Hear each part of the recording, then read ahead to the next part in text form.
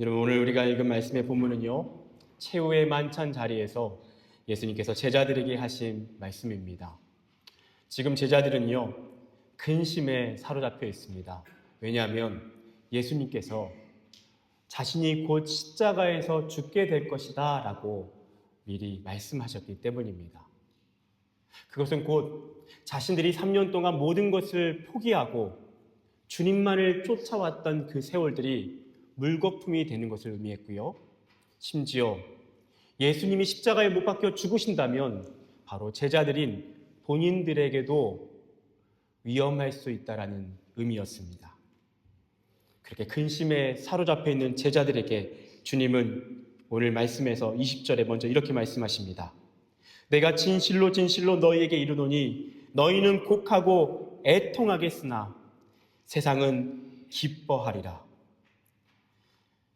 제자들의 근심은 그것은 헛된 근심이 아니라 그것은 실제로 그럴 만한 근심이다라고 말씀해 주십니다. 왜냐하면 곧 곡하고 애통하게 되기 때문입니다. 울면서 헤아릴 수 없는 고통으로 말미암아서 힘들게 된다는 것입니다. 그리고 세상은 기뻐한다라고 말씀하십니다. 여기서 세상은 어둠 가운데 있는 세상을 말합니다. 세상의 어둠을 의미합니다. 예수를 죽이려는 자들, 바로 그 유대인들, 그 지도자들이 예수의 죽음과 함께 그들은 기뻐하게 된다라는 것입니다. 그런데요, 그렇게 말씀하시는 주님께서 또한 이렇게 말씀하십니다. 너희는 근심하겠으나 너희 근심이 도리어 기쁨이 되리라.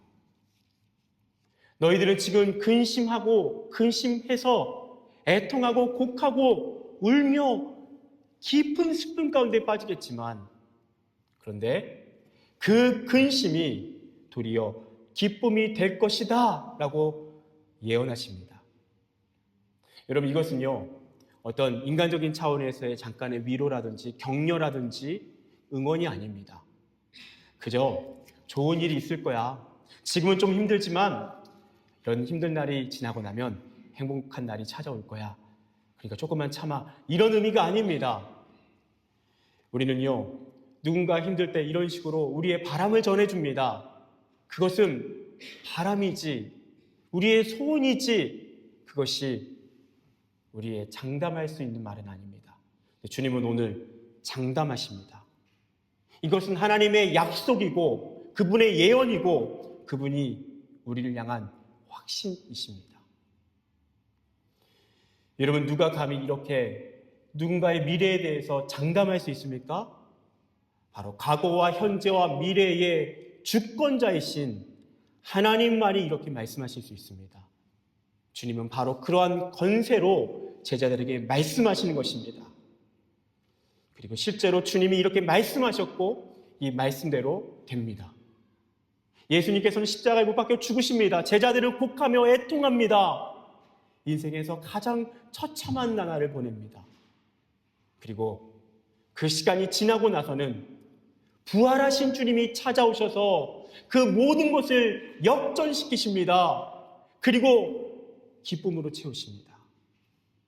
사랑하는 여러분, 우리는 2025년 각자 나름대로의 근심거리를 가지고 시작하게 되었습니다. 여러분, 어떤 근심거리가 있으십니까? 다 있으시죠? 저도 있습니다. 근데 그 근심거리를 안고 있는 저와 여러분을 향해 주님 뭐라고 말씀하십니까? 너의 근심이 도리어 기쁨이 되리라. 할렐루야! 할렐루야! 주님은 오늘 우리에게 그렇게 예언하십니다. 지금 너가 품고 있는 그 근심은 나중에 기쁨의 이유가 될 것이다. 성경은 반복적으로 동일한 메시지를 전하십니다. 시편 30편 11절에 주께서 나의 슬픔이 변하여 내게 춤이 되게 하시며 나의 베옷을 벗기고 기쁨으로 띠띠우셨나이다. 이사야 61장 3절에 무릇 시온에서 슬퍼하는 자에게 화관을 주어 그 죄를 대신하며 기쁨의 기름으로 그 슬픔을 대신하여 찬송의 옷으로 그 근심을 대신하시고 사랑하는 여러분, 우리 그리스도인들에게도 근심이 있습니다. 울면서 애통하는 날이 있습니다. 분명히 그런 과정이 있습니다. 하지만 분명한 결론은 기쁨인 줄 믿습니다. 2025년 우리 안에 있는 근심이 있습니다. 그 근심도 하나님 안에서 기쁨으로 변하게 될 줄 믿습니다. 그것이 2025년을 시작하는 우리를 향한 하나님의 분명한 예언입니다. 인간적인 위로가 아니라 모든 역사의 주관자이신 하나님께서 저와 여러분을 향해 장담하시면서 전하시는 그분의 약속입니다. 이렇게 말씀하신 예수님께서는요, 그 근심의 날이 마치 여성이 출산하는 것과 같다라고 말씀하십니다. 얼마나 힘든 날이 있는지를 그분은 아십니다. 여러분, 많은 여성들에게 언제가 가장 힘들었습니까? 고통스럽습니까? 얘기하면 많은 분들이 공통적으로 아이를 낳을 때라고 얘기하시죠. 이곳에 이미 그런 위대한 어머니들은 다 알고 계실 것입니다.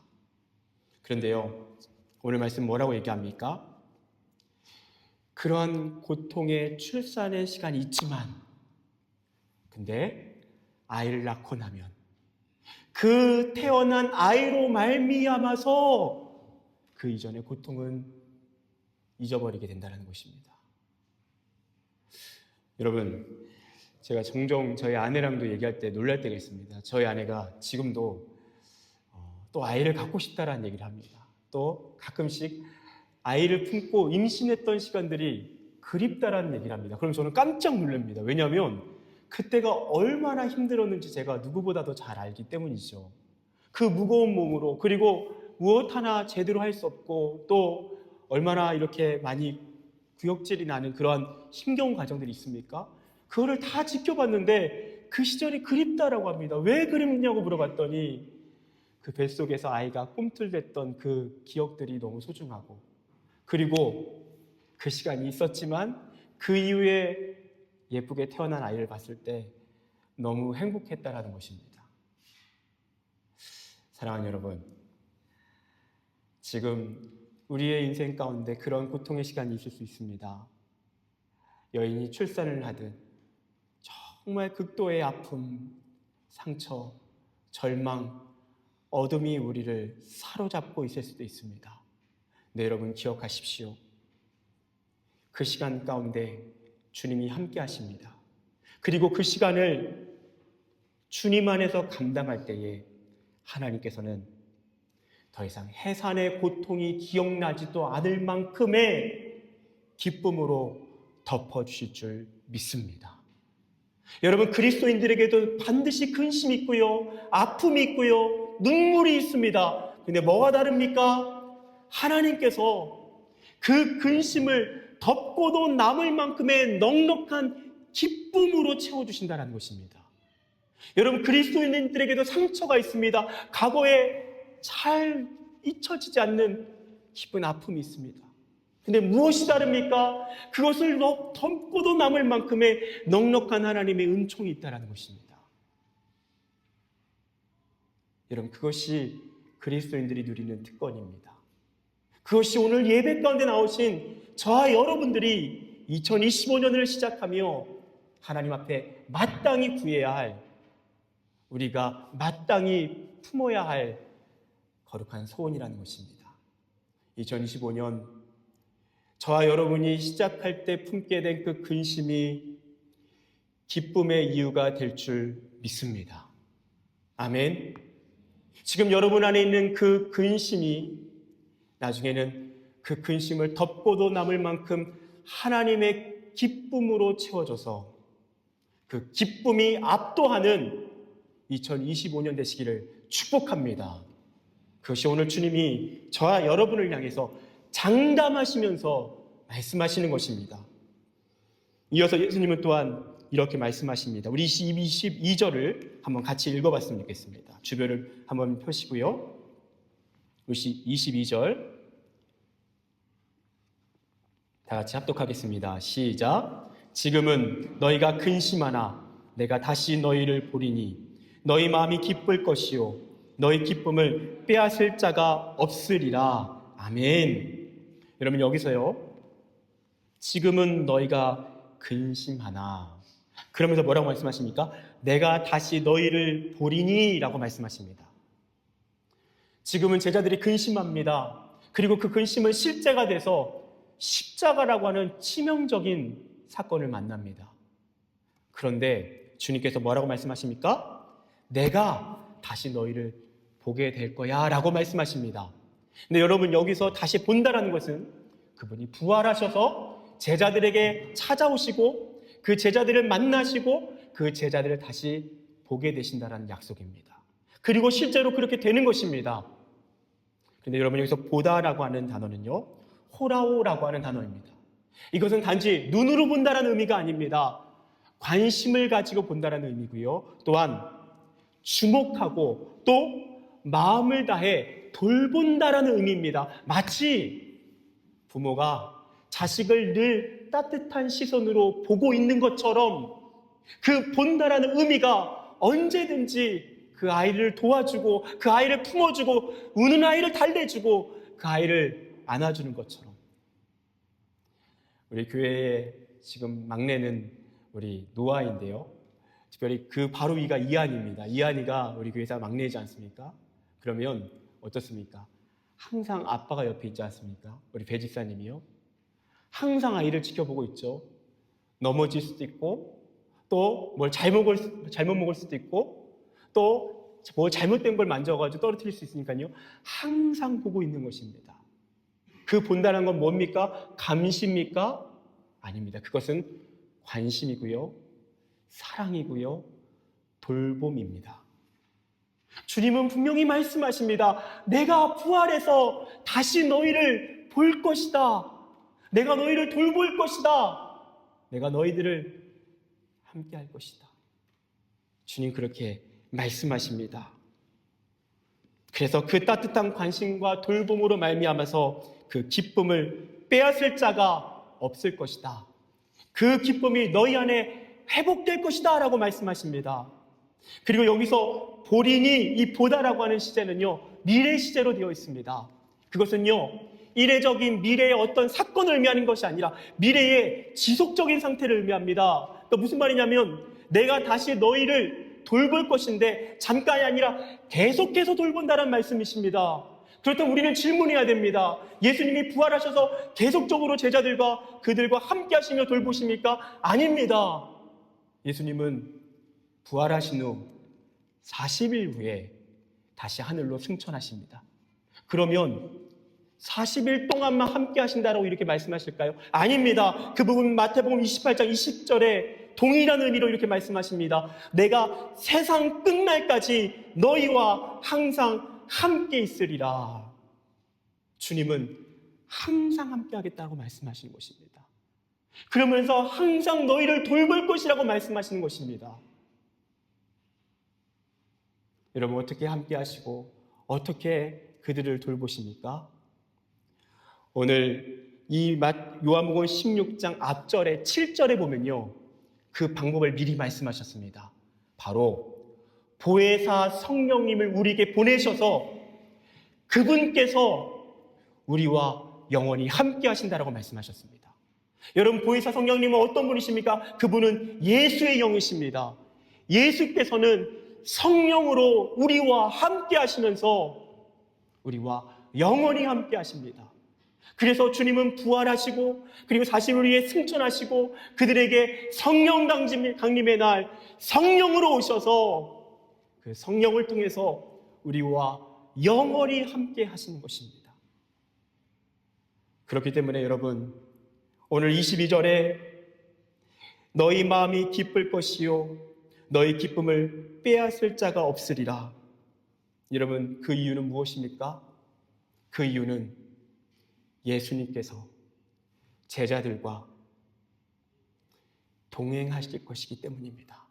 이 기쁨은 동행의 기쁨입니다. 예수님께서 동행해 주신다라는 것에 대한 기쁨입니다. 그래서 그 동행의 기쁨을 누구도 빼앗을 수가 없습니다. 사랑하는 여러분, 이 시간 예수님을 믿는 저와 여러분의 삶 가운데 오늘 이 자리에 성령께서, 예수의 영께서 우리와 함께 하십니다. 아멘. 여러분이 일어나서 올 때도 그분이 함께 하셨습니다. 그분이 함께 걸어오셨습니다. 그분이 우리 안에 계십니다. 그리고 그분이 우리 안에서 기쁨을 나누십니다. 그래서 그리스도인들의 인생은요, 예수와 동행하는 여행입니다. 우리 인생은 예수와 동행하는 여행입니다. 그 여행에는 기쁨이 있고요, 감사가 있고요, 설레임이 있습니다. 여러분, 영국의 한 신문사에서 다음과 같은 질문을 내고 공모를 했습니다. 여러분 들어보셨을 것입니다. 영국 끝에서 런던까지 가장 빨리 가는 방법은? 이라고 하는 질문입니다. 여러분 어떻게 대답하시겠습니까? 영국 끝에서 런던까지 가장 빨리 갈 수 있는 방법은? 이라고 질문을 냈고요. 거기에서 대답한 그런 나름대로의 좋은 대답한 센스 있는 대답을 한 사람에게 나중에 시상을 하는 그런 것이었습니다. 여러 사람들이 대답합니다. 비행기로 가는 법, 기차로 가는 법, 도보로 가는 법, 또는 여러 가지 이렇게 저렇게 좋은 방법들을 제시했습니다. 1위가 당선된 답은요, 좋은 친구와 함께 가는 것이셨습니다. 그렇죠? 여러분, 우리가 여행을 갈 때, 먼 곳으로 여행 갈 때, 여러분 어떻게 가장 빨리 갈 수 있습니까? 물론 시간으로는 가장 빨리 움직일 수 있는 수단으로 가는 것이 빠른 거겠죠. 그런데 우리의 심리적인 것, 우리의 영혼에 대한 것은요, 사랑하는 사람과 함께 하는 것입니다. 그러면 아무리 멀어도 멀지 않습니다. 함께 하는 시간이 기쁘고 그 시간 속에서 나누는 교감이 우리에게 너무나도 큰 감격이기 때문입니다. 여러분, 우리가 살아가는 것이 그런 것입니다. 왜 우리의 기쁨을 빼앗을 수 없습니까? 왜 우리 인생 가운데 기쁨이 있습니까? 그 이유는 우리의 인생이라고 하는 여행길에 우리 예수께서 동행하시기 때문입니다. 우리를 돌보시기 때문입니다. 세상 끝날까지 그분이 우리와 함께 하실 것이기 때문입니다. 여러분, 이 동행의 기쁨이 이 자리에 있는 모든 분들의 것이 되기를 축복합니다. 그것이 주님이 우리에게 약속하시는 동행의 기쁨입니다. 여러분, 저도요, 살아온 날이 그리 길지 않지만 돌아보면 저와 함께 동행하신 주님 참 신실한 분이셨습니다. 참 아름다운 분이셨습니다. 그분이랑 함께 갈 때도요, 때로는 막막한 순간들이 있었습니다. 뭔가 길이 막혀버린 순간도 있었고요. 참 그 다음을 어떤 길로 가야 될지 고민 가운데 깊이 빠졌던 적도 많았습니다. 2021년 어느 날도 그랬습니다. 다음으로 어떻게 나아가야 할지, 어떻게 살아가야 할지, 그 앞으로의 인생길에 대해서 아무리 묻고 기도해도 주님은 내가 너와 함께하고 있다라고만 말씀하셨습니다. 그리고 그것으로 충분하지 않겠니? 라는 마음을 주셨습니다. 그리고 그날 이렇게 한번 글을 적어봤습니다. 지금 우리가 어디를 향해 가고 있는지는 여전히 알지 못합니다. 허나 지금 우리가 누구와 함께 가고 있는지는 분명히 알고 있습니다. 목적지보다 중요한 건 동행자입니다. 두려움이 전혀 없다는 건 거짓이지만 기대감이 더 크다는 건 진실입니다. 약속 덕분입니다. 세상 끝날까지 함께 하신다는 약속. 이 약속은 오늘도 여전히 영원히 유효합니다. 2021년 8월 24일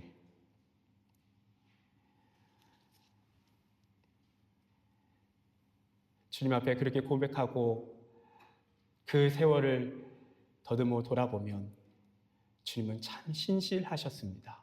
그리고 지금도 신실하십니다. 그리고 아무것도 보이지 않던 시간들도 있었지만 한순간도 주님은 저를 혼자 둔 적이 없으셨습니다. 그리고 돌아보면 기쁨의 여행이었습니다. 사랑하는 여러분, 지금 외롭게 이 자리에 앉아 계신 분이 있습니까? 아닙니다. 주님이 함께 하십니다. 여러분의 인생길을 함께 걸어가고 계십니다. 그래서 믿음의 눈을 열어 주님을 바라보면 우리는 우리의 기쁨이 여행의 기쁨으로 다시 전환될 것입니다. 그렇게 우리가 여행을 하듯이 인생을 살아갈 때, 여러분 여행할 때 또한 중요한 것이 무엇이 있습니까? 여행할 때 누군가 동행할 때 무엇이 가장 중요합니까? 대화가 중요합니다. 대화가 중요합니다. 그래서 주님은 오늘 23절과 24절에 우리에게 이렇게 말씀하십니다. 우리 23절과 24절 함께 읽어보겠습니다. 23절과 24절 함께 합독합니다. 시작. 그날에는 너희가 아무것도 내게 묻지 아니하리라. 내가 진실로 진실로 너희에게 이르노니 너희가 무엇이든지 아버지께 구하는 것을 내 이름으로 주시리라. 지금까지는 너희가 내 이름으로 아무것도 구하지 아니하였으나 구하라. 그리하면 받으리니 너희 기쁨이 충만하리라. 아멘. 아멘. 여러분 23절 그날에는, 이 그날은 예수님께서 부활하시고 그 위에 성령께서 이 땅에 강림하시는 날을 의미합니다. 바로 그날에는 더 이상 우리는 아무것도 예수님께 묻지 않게 됩니다. 함께 계신 예수님, 그분은 이미 하늘에 승천하시고 난 이후이기 때문입니다. 그런데 그 이후에는 성령으로 우리와 함께 하십니다. 그래서 그때부터는요, 우리가 마음껏 구할 수 있습니다. 예수님의 이름으로 구하면 그분은 주시겠다라고 말씀하십니다. 그리고 그렇게 구할 때에 그리하면 받을 것이다. 그리고 너의 기쁨이 충만할 것이다 라고 말씀하십니다. 바로 기도의 기쁨입니다. 주님께서는 우리에게 그런 기도의 기쁨을 허락하신다라는 것입니다. 우리의 인생길은 바로 주님과 동행하는 바로 여행입니다. 주님이 그 길에 동행하십니다. 그리고 그 동행할 때 끊임없이 기도하라는 것은 끊임없이 말하라는 것입니다. 대화하자라는 것입니다. 함께 이야기하자라는 것입니다. 그래서 실제로 여러분 24절에 구하라 라고 말씀하시죠. 구하라 그리하면 받으리리 할 때 이 구하라는요 현재 시제 명령형으로 되어 있습니다. 무슨 말이냐면요 계속 구하라는 것입니다. 계속 기도하라는 것입니다. 마치 누군가 여행을 할 때 끊임없이 대화하며 끊임없이 속삭이며 끊임없이 이야기를 나누는 것처럼 주님이 우리의 삶 가운데 동행하시겠다고 약속하시면서 그 안에 대화의 기쁨, 기도의 기쁨으로 우리를 인도하시겠다는 것입니다. 그래서 우리에게 끊임없이 기도하라라고 말씀하시는 것입니다.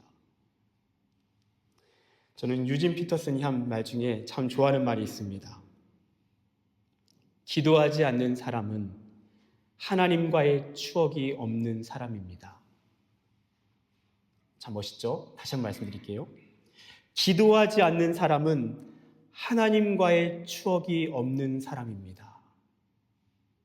그래서 김희석이라고 하는 목사가 이거를 조금 바꿔서 이렇게 말하게 되었습니다. 기도하는 사람은 하나님과의 추억으로 가득한 사람입니다. 여러분, 기도하는 사람은 압니다. 끊임없이 기도하는 사람은 압니다. 돌아보면 그 삶은 하나님과의 추억으로 가득한 나날들입니다. 추억의 흔적들입니다.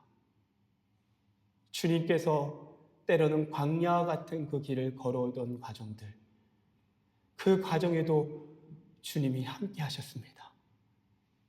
그리고 절체절명의 위기의 순간에 그분이 손을 붙잡아 건져주셨습니다. 그리고 다시 걷게 하셨습니다. 때로는 주저앉았습니다. 그분이 손을 내밀고 우리의 등을 밀려주시면서 다시 그 길을 걷게 하셨습니다. 그렇게 걷고 걷다 보니, 그렇게 기도하다 보니 돌아보면 그 여행길이, 그 인생의 모든 돌아온 시간들이 아름다운 추억인 것입니다. 기도한 사람만이 고백할 수 있는 고백입니다. 기도하는 사람은 하나님과의 추억으로 가득한 사람입니다. 여러분, 우리 파리 연합교회도요, 귀한 성도님들, 기도하는 분들 이야기 들을 때 참 많은 하나님과의 추억들이 있다는 것을 들으면서 저도 행복할 때가 있습니다. 최근에도요, 한 청년의 그런 기도의 간증이 생각이 납니다. 파리에 와서 참 신실하게 하나님 의지하면서 살다가 갑자기 집을 나가야 하는 상황이 되었습니다. 집주인의 사정이 생겨서 갑자기 또 집을 빼야 되는 상황이 된 거죠. 그런데 갑자기 여기서 집을 옮긴다는 것이 얼마나 부담입니까? 기도하기 시작합니다. 하나님 도와주십시오. 그리고 형제 자매들과 기도 제목을 나누고 저에게도 기도 제목을 나눠서 함께 기도하기 시작합니다. 공동체가 함께 기도합니다. 기도하는데 잘 집이 나지 않습니다. 그러다가요, 처음으로 한 자매와 좀 따로 만나서 커피를 나누시면서 은혜 안에서 하나님이 주시는 그런 기도 제목을 좀 나누자라는 마음으로 함께 만나서 커피를 마시고 있었습니다. 그래서 그 자매에게는 처음으로 기도의 제목으로 다시 지금 집을 구하고 있는데 이런 것이 중요할 것 같아. 그래서 하나님이 좀 이거에 대해서 이렇게 응답해 주셨으면 좋겠어 라고 말을 하는 순간에 갑자기 전화가 온 거예요. 그 말을 듣고 있는 자매한테. 그 전화는 지금 자신이 살고 있는 집에서 함께 살고 있는 그 친구가 갑작스럽게 고국으로 돌아가게 된다는 거예요. 집이 비게 됐다는 거예요. 그래서 사람을 구해야 된다는 거예요. 그렇게 해서 그 집을 찾아가 봤더니 너무나도 알맞은 집이었고, 그래서 그 집이 이 친구에게는 너무나도 하나님이 주시는 안식처가 되었습니다.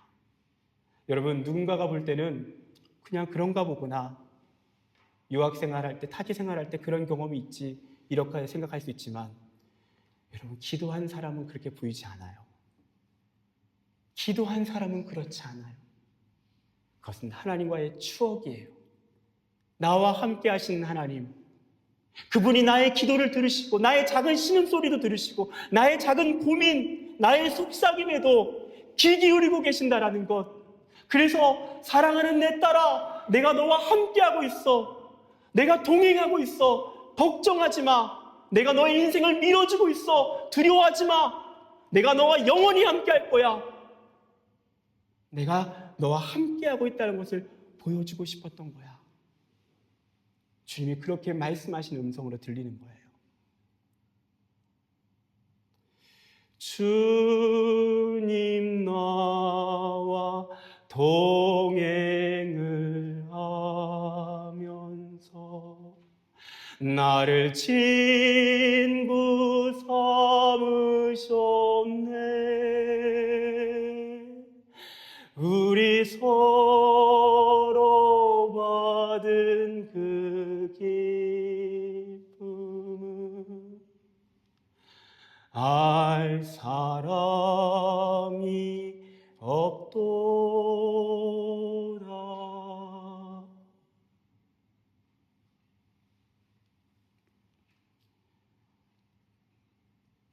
사랑하는 여러분, 사랑하는 주님께서 우리와 함께 하십니다. 우리에게 동행의 기쁨으로 함께 하십니다. 우리의 인생, 주님과 함께 떠나온 여행길, 끝까지 그 주님과 끊임없이 대화하시며 하나님과의 아름다운 추억으로 가득한 그런 아름다운 여행길 되시길, 주님과 동행하는 기쁨 끝까지 놓지 않으시길 축복합니다. 기도하겠습니다.